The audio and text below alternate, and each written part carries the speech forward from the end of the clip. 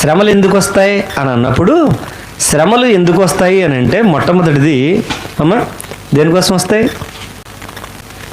ఏమన్నాడు యోహాను సువార్త 15వ అధ్యాయంలో? ఫలింపని ప్రతి తీగే మరి ఎక్కువగా ఫలించినట్లు దానిలోని ఫలింపని తీగలను కత్తిరించుచున్నాను అన్నాడు. శ్రమ ఎందుకు వస్తుంది అని అంటే మరింతగా ఫలించడానికి. ఆల్రెడీ ఫలించేటటువంటి అనుభవంలో ఉన్నాం, ఇంకా ఎలాంటి ఫలాలను దేవుడు కోరుకుంటున్నాడు?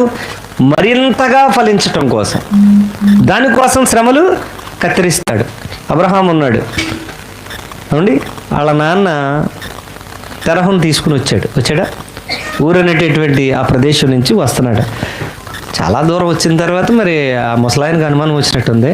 ఒరే నాయన, నేను అనుకుంటా, ఒరే నాయన ఎక్కడికి తీసుకెళ్తానని చెప్పాడురా దేవుడా అన్నాడు. కానానని చెప్పాడు నాకు అన్నాడు. కానాన్ అయి ఉండదు, హారాన్ అయి ఉంటుంది. నువ్వు పదం ఒక అక్షరం తప్పిని ఉంటావు, ఈ హారాన్ అయి ఉంటుందిరా, ఇక్కడ ఆగిపోదావురా అన్నాడు.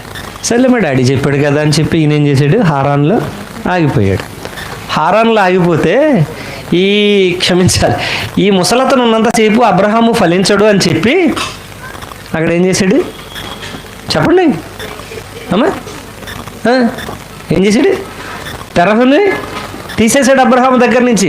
అర్థమవుతుందమ్మా? అర్థమైందా? తెరహు ఉన్నంతకాలం అబ్రహాము ఫలింపులోనికి పూర్తిగా రాలేడు అని అర్థమైపోయింది. ఇంకితన్ని తప్పించాలి. తెరహును తప్పించాడు. తప్పించిన తర్వాత 12వ అధ్యాయంలో మళ్ళీ మాట్లాడాడు.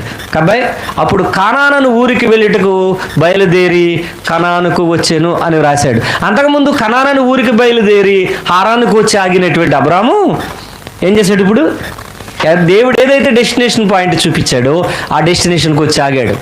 కాబట్టి శ్రమలు వచ్చినప్పుడు మనం చేయాల్సింది ఏంటి అంటే దేవునికి కృతజ్ఞతాస్తుతులు చెల్లించాలి. దేవా, నా ఈ శ్రమ ద్వారా, గుర్తుపెట్టుకోండి ప్రతి క్రైస్తవులు, దేవా నా ఈ శ్రమ ద్వారా నీ నామము మహిమపరచడమే నీ చిత్తమైతే ఎస్ నాకు ఎలా చేయి ప్రభువా, నాకు ఎలా చేయి ప్రభువా. రెండవది, దేవా ఈ నా శ్రమ ద్వారా శ్రమలో ఉన్నటువంటి వారిని ఆదరించడానికి ఇదొక సాధనమైతే ఎస్ నా జీవితానికి శ్రమలు అనుమతించు ప్రభువా. యోబు కంటే ఎక్కువ శ్రమలు వచ్చాయంట మనకి, చెప్పండి. యోబు కంటే ఎక్కువ శ్రమలు వచ్చాయా? రాలేదే ఏమండి?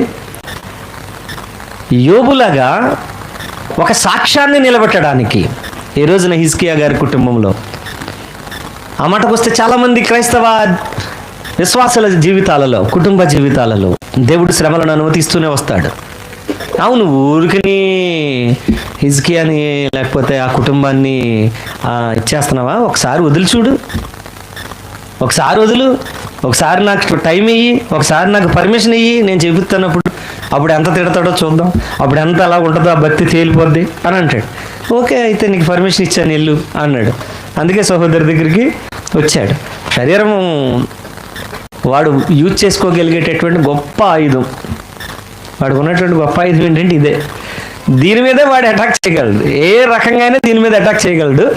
దీని ద్వారా మానవ జీవితంలో ఆత్మీయ జీవితాన్ని నాశనము చేయగలడు. సరే, ఆ దేవుడు యోబుకి అలాగ ఇచ్చినప్పుడు ఏమండి, దేవుడు యోబు నుంచి కోరుకున్నది ఏంటో యోబు గ్రహించాడు. కాబట్టి 5,000 ఒంటెలు, 3,000 గాడిదలు, అది అటు ఇటు ఏమన్నా నేను చూసుకోండి, ఇంత సంపద కలిగినటువంటి వాడు అంతమందిని, అన్ని గాడిదలను, అన్ని ఒంటెలను, అన్నిటిని కాయడానికి ఎంతమంది జనం కావాలి? ఎంతమంది వచ్చారు యోబు దగ్గరికి? మరి మిగతా అందరూ ఏమైపోయారని చెప్పాడు, వచ్చి చచ్చిపోయారని చెప్పాడు. అంటే ఎంతమంది భార్యలు విధవరాండ్రు అయ్యారు? ఎంతమంది తండ్రి లేనటువంటి పిల్లలు అయిపోయారు? అంతమందిని దేవుడు అలా పంపించి యోబు సాక్ష్యం సర్వకాలము నిలబడడానికి యోబుని వాడాడు. దేవుని స్తోత్రం కలుగునుగా. మనమైతే అనుకుంటాం నువ్వు అన్యాయస్తుడివి, ఇంతమందిని నువ్వు ఇలా చేసేసావు, నువ్వు అలా చేసేసావని. ఈరోజు ఆ యోబు మిమ్మల్ని నన్ను మాట్లాడుతున్నాడు. నేను నా దేవుణ్ణి గెలిపించానయ్యా నా జీవితంలో, నేను నా దేవుణ్ణి గెలిపించాను.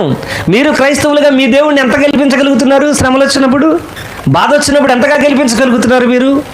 నా నుంచి ఏమీ నేర్చుకోలేదా అని అడుగుతున్నాడు. నా ప్రియ దేవుని బిడ్డలారా, ఆ పని చేయగలిగితే దేవుని సాక్ష్యాన్ని నిలబెట్టినట్టు లెక్క. శ్రమ ఫలించడానికి వస్తుంది, శ్రమ మన జీవితంలో నేర్చుకోవడానికి వస్తుంది. శ్రమనింది ఉండుట నాకు మేలాయను, నీ కట్టడలను నేర్చుకున్నట్లును, నీ కట్టడలను అనుసరించి నడుచుకున్నట్లును శ్రమ నుండి ఉండుట నాకు మేలాయను. శ్రమ ఎందుకు వస్తుందనంటే నేర్చుకోవడానికి. శ్రమ ఎందుకు వస్తుందనంటే నడవడానికి.